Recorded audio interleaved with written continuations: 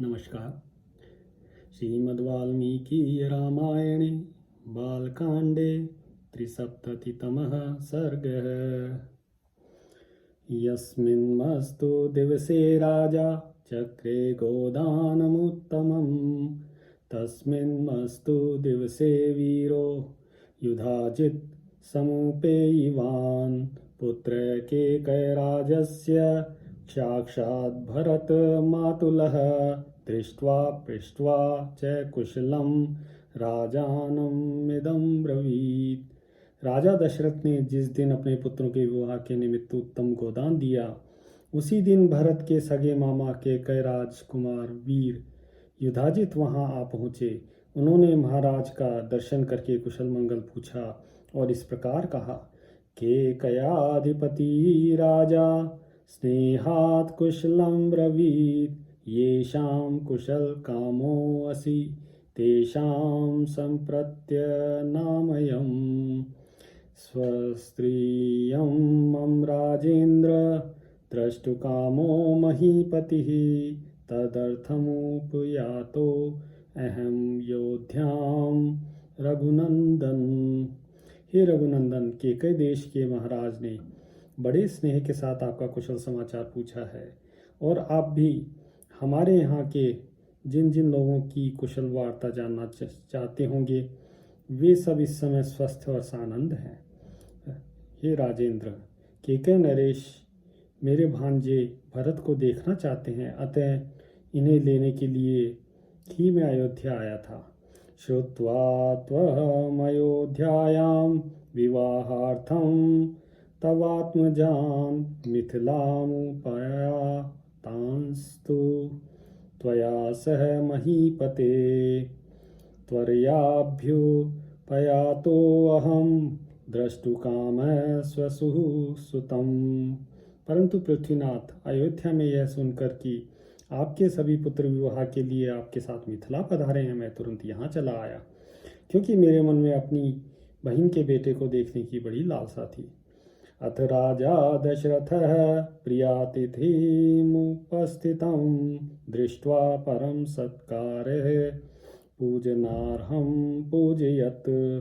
महाराजा दशरथ ने अपने प्रिय अतिथि को उपस्थित देख बड़े सत्कार के साथ उनकी आवभगत की, क्योंकि वे सम्मान पाने के ही योग्य थे। ततस्तामुषितो रात्रिं सह पुत्रैर्महात्मभिः प्रभाते पुनरुत्थाय कृत्वा कर्माणि तत्त्ववित् ऋषींस्तदा पुरस्कृत्य यज्ञवाटमुपागमत्। तदनंतर अपने महामनस्वी पुत्रों के साथ वह रात व्यतीत करके वे तत्वज्ञ नरेश प्रातःकाल उठे और नित्य कर्म करके ऋषियों को आगे किए जनक की यज्ञशाला में जा पहुँचे। युक्ते मुहूर्ते विजये सर्वाभरण भूषितः भ्रातृभिः सहितो रामः कृतकौतुक मंगलः वसिष्ठं पुरतः कृत्वा महर्षीनपरानपि वसिष्ठो भगवानित्य वैदेहम् इदं ब्रवीत्। तत्पश्चात विवाह के योग्य विजय नामक मुहूर्त आने पर दूल्हे के अनुरूप समस्त वेशभूषा से अलंकृत हुए भाइयों के साथ श्री रामचंद्र जी भी वहां आए। वे विवाह कालोचित मंगलाचार पूर्ण कर चुके थे तथा वशिष्ठ मुनि एवं अन्यान्य महर्षियों को आगे करके उस मंडप में पधारे थे। उस समय भगवान वशिष्ठ ने विधेयराज जनक के पास जाकर इस प्रकार कहा। राजा दशरथो राजन कृत कौतुक मंगल है पुत्रैर्नर वर श्रेष्ठो दातारम अभिकांक्षते। राजन, नरेशों में श्रेष्ठ महाराज दशरथ अपने पुत्रों का वैवाहिक सूत्र बंधन रूप मंगलाचार संपन्न करके उन सब के साथ पधारे हैं और भीतर आने के लिए दाता के आदेश की प्रतीक्षा कर रहे हैं। दातृ प्रतिग्रहीत्रभ्याम सर्वार्थां संभवन्ति हि स्वधर्मं प्रतिपद्यस्व कृत्वा वैवाह्य अमुत्तमम्। क्योंकि दाता और प्रतिग्रहित का संयोग होने पर ही समस्त दान धर्मों का संपादन संभव होता है। अतः आप विवाह कालोपयोगी शुभ कर्मों का अनुष्ठान करके उन्हें बुलाइए और कन्यादान रूप स्वधर्म का पालन कीजिए। इत्युक्तः परमोदारो वसिष्ठेन महात्मना प्रत्युवाच महातेजा वाक्यम परम धर्मवित्। महात्मा वशिष्ठ के ऐसा कहने पर परम उदार, परम धर्मज्ञ और महातेजस्वी राजा जनक ने इस प्रकार उत्तर दिया। कै स्थितः प्रतिहारो में कस्याज्ञां संप्रतीक्षते स्वगृहे को विचारो अस्ति यथा राज्यम इदं तव कृतकौतुक सर्वस्वा वेदिमूलमुपागता मम कन्या मुनिश्रेष्ठ दीप्ता बन्नेरी वार्चिष। मुनिश्रेष्ठ, महाराज के लिए मेरे यहाँ कौन सा पहरेदार खड़ा है? वे किसके आदेश की प्रतीक्षा करते हैं? अपने घर में आने के लिए कैसा सोच विचार है? यह जैसे मेरा राज्य वैसे ही आपका है। मेरी कन्याओं का वैवाहिक सूत्र बंधन रूप मंगल कृत्य संपन्न हो चुका है। अब वे यज्ञ वेदी के पास आकर बैठी हैं और अग्नि की प्रज्वलित शिखाओं के समान प्रकाशित हो रही हैं। सद्योऽहं त्वप्रतीक्षोऽस्मि वेद्याम् अस्यां प्रतिष्ठितः अविघ्नं क्रियतां सर्वं किमर्थं हि विलम्ब्यते। इस समय मैं तो आपकी प्रतीक्षा में ही वेदी पर बैठा हूँ। आप निर्विघ्नता पूर्वक सब कार्य पूर्ण कीजिए, विलंब किस लिए करते हैं? तद्वाक्यं जनकेनोक्तं श्रुत्वा दशरथस्तदा प्रवेशयामास सुतान् सर्वान् ऋषिगणानपि। वशिष्ठ जी के मुख से राजा जनक की कही हुई यह बात सुनकर महाराज दशरथ उस समय अपने पुत्रों और संपूर्ण महर्षियों को महल के भीतर ले आए। ततो राजा विदेहानां वसिष्ठम् इदं ब्रवीत् कारयस्व ऋषे सर्वां ऋषिभिः सह धार्मिक रामस्य लोकरामस्य क्रियां वैवाहिकीं प्रभो। तदनंतर विदेहराज ने वशिष्ठ जी से इस प्रकार कहा, धर्मात्मा महर्षि प्रभु, आप ऋषियों को साथ लेकर लोकाभिराम श्री राम के विवाह की संपूर्ण क्रिया कराइए।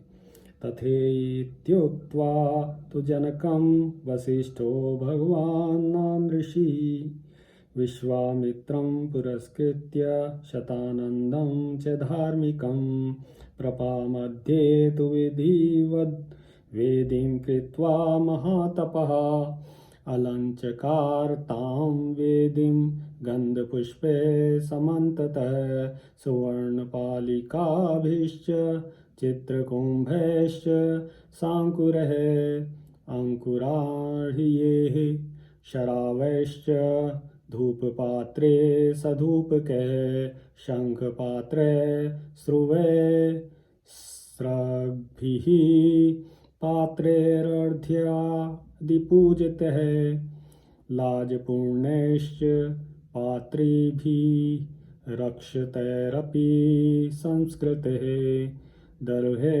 समहे समास्तीर्य विधिवन्मन्त्रपूर्वकम् अग्निमाधाय तं वेद्यां विधिमन्त्रपुरस्कृतं जुहावाग्नौ महातेजा वसिष्ठो मुनिपुंगवः। तब जनक जी से बहुत अच्छा कहकर महातपस्वी भगवान वशिष्ठ मुनि ने विश्वामित्र और धर्मात्मा शतानंद जी को आगे करके विवाह मंडप के मध्य भाग में विधि पूर्वक वेदी बनाई। गंध तथा फूलों द्वारा उसे चारों ओर से सुंदर रूप से सजाया। साथ ही बहुत सी सुवर्ण पालिकाएं, यव के अंकुरों से युक्त चित्रित कलश, अंकुर जमाए हुए सकोरे, धूप युक्त धूप पात्र, शंख पात्र, श्रुवा, श्रुक, अर्घ्य आदि पूजन पात्र, खीलों से भरे हुए पात्र तथा धोए हुए अक्षत आदि समस्त सामग्रियों को भी यथा स्थान रख दिया। तत्पश्चात महातेजस्वी मुनिवर वशिष्ठ जी ने बराबर बराबर कुशों को वेदी के चारों ओर बिछाकर मंत्रोच्चारण करते हुए विधि पूर्वक अग्नि स्थापन किया और विधि को प्रधानता देते हुए मंत्र पाठ पूर्वक प्रज्वलित अग्नि में हवन किया। ततः सीतां समानीय सर्वाभरण भूषितां समक्षमग्निः संस्थाप्य राघवाभिमुखे तदा अब्रवीज्जनको राजा कौशल्यानन्दवर्धनम् इयं सीता मम सुता सधर्मचरी तव प्रतीक्षचैनां भद्रं ते पाणिं गृणीष्व पाणिना पतिव्रता महाभागा छायेवानुगता सदा। तदनंतर राजा जनक ने सब प्रकार के आभूषणों से विभूषित सीता को ले आकर अग्नि के समक्ष श्री रामचंद्र जी के सामने बिठा दिया और माता कौशल्या का आनंद बढ़ाने वाले उन श्री राम से कहा, रघुनंदन तुम्हारा कल्याण हो। यह मेरी पुत्री सीता तुम्हारी सहधर्मिणी के रूप में उपस्थित है, इसे स्वीकार करो और इसका हाथ अपने हाथ में लो। यह परम प्रतिव्रता महान सौभाग्यवती एवं छाया की भांति सदा तुम्हारे साथ चलने वाली होगी। इत्युक्त्वा प्राक्षिपद्राजा मंत्रपूतं जलं तदा साधु साध्विति देवानां वृषीणां वदतां तदा। यह कहकर राजा ने श्री राम के हाथ में मंत्र से पवित्र हुआ संकल्प का जल छोड़ दिया। उस समय देवताओं और ऋषियों के मुख से जनक के लिए साधुवाद सुनाई देने लगा। देवदुन्दुभिः निर्घोषः पुष्पवर्षो महानभूत् एवं दत्त्वा सुतां सीतां मंत्रोदक पुरस्कृताम् अब्रवीज्जनको राजा हर्षेणाभि परिप्लुतः लक्ष्मणा गच्छ भद्रं ते उर्मिलामुद्यतां मया प्रतीच्छ पणिं गृणीष्व मा भूतकालस्य पर्ययः। देवताओं के नगाड़े बजने लगे और आकाश से फूलों की बड़ी भारी वर्षा हुई। इस प्रकार मंत्र और संकल्प के जल के साथ अपनी पुत्री सीता का दान करके हर्षमग्न हुए राजा जनक ने लक्ष्मण से कहा, लक्ष्मण तुम्हारा कल्याण हो। आओ मैं उर्मिला को तुम्हारे हाथ में दे रहा हूँ, इसे स्वीकार करो। इसका हाथ अपने हाथ में लो, इसमें विलंब नहीं होना चाहिए। तमेव मुक्त्वा जनको भरतं चाभ्यभाषत ग्रहाण पाणिं मांडव्यः पाणिना रघुनंदन। लक्ष्मण से ऐसा कहकर जनक ने भरत से कहा, रघुनंदन मांडवी का हाथ अपने हाथ में लो। शत्रुघ्नं चापि धर्मात्मा अब्रवीन् मिथिलेश्वरः श्रुतकीर्तेर्महाबाहो पाणिं गृणीष्व पाणिना। सर्वे भवन्तः सौम्याश्च सर्वे सुचरितव्रताः पत्नीभिः सन्तु काकुत्स्था मा भूतकालस्य पर्ययः। फिर धर्मात्मा मिथिलेश ने शत्रुघ्न को संबोधित करके कहा, महाबाहो तुम अपने हाथ से श्रुत कीर्ति का पानी ग्रहण करो। तुम चारों भाई शांत स्वभाव हो।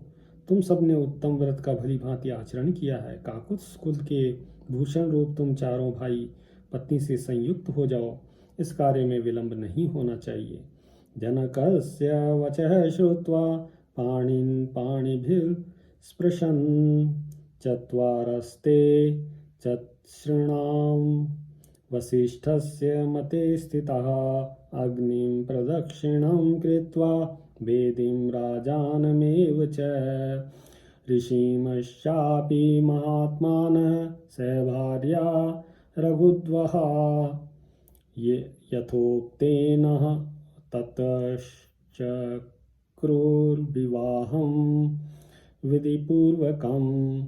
राजा जनक का यह वचन सुनकर उन चारों राजकुमारियों का हाथ अपने हाथ में ले लिया। फिर वशिष्ठ जी की सम्मति से उन रघुकुल रत्न महामनस्वी राजकुमारों ने अपनी अपनी पत्नी के साथ अग्नि वेदी राजा दशरथ तथा ऋषि मुनियों की परिक्रमा की और वेदोक्त विधि के अनुसार वैवाहिक कार्य पूर्ण किया। पुष्पवृष्टिर्महत्या सीत् अंतरिक्षात् शुभास्वरा दिव्यदुन्दुभि निर्घोषे गीतवादे त्रनिः स्वनः नन्द्रतुश्चाप्सरसङ्घा गन्धर्वाश्च जगुकलं विवाहे रघुमुख्यानां तदद्भुतं दृश्यत। उस समय आकाश से बड़े फूलों की बड़ी भरी वर्षा हुई जो सुहावनी लगती थी। दिव्य दुंदुभियों की गंभीर ध्वनि, दिव्य गीतों के मनोहर शब्द और दिव्य वाद्यों के मधुर घोष के साथ झुंड की झुंड अप्सराएं नृत्य करने लगी और गंधर्व मधुर गीत गाने लगे। उन रघुवंश शिरोमणि राजकुमारों के विवाह में यह अद्भुत दृश्य दिखाई दिया। ईदृशे वर्तमाने तु तुर्योद्घुष्टनिनादिते त्रिरग्निं ते परिक्रम्य उहुर्भार्या महोजसः। शहनाई आदि बाजों के मधुर घोष से गूंजते हुए उस वर्तमान विवाहोत्सव में उन महातेजस्वी राजकुमार ने अग्नि की 3 बार परिक्रमा करके पत्नियों को स्वीकार करते हुए विवाह कर्म संपन्न किया। अथोपकार्यं जग्मुस्ते सभार्या रघुनन्दनः राजाप्यनुययो पश्यन् सर्षिसंघः सबान्धवः। तदनंतर रघुकुल को आनंद प्रदान करने वाले वे चारों भाई अपनी पत्नियों के साथ जनवासे में चले गए। राजा दशरथ भी ऋषियों और बंधु बांधवों के साथ पुत्रों और पुत्रवधुओं को देखते हुए उनके पीछे पीछे गए। इत्यार्षे श्रीमद् रामायणे वाल्मीकिये आदिकाव्ये बालकांडे 73तमः सर्गः। सियावर रामचंद्र पद जय शरणम्।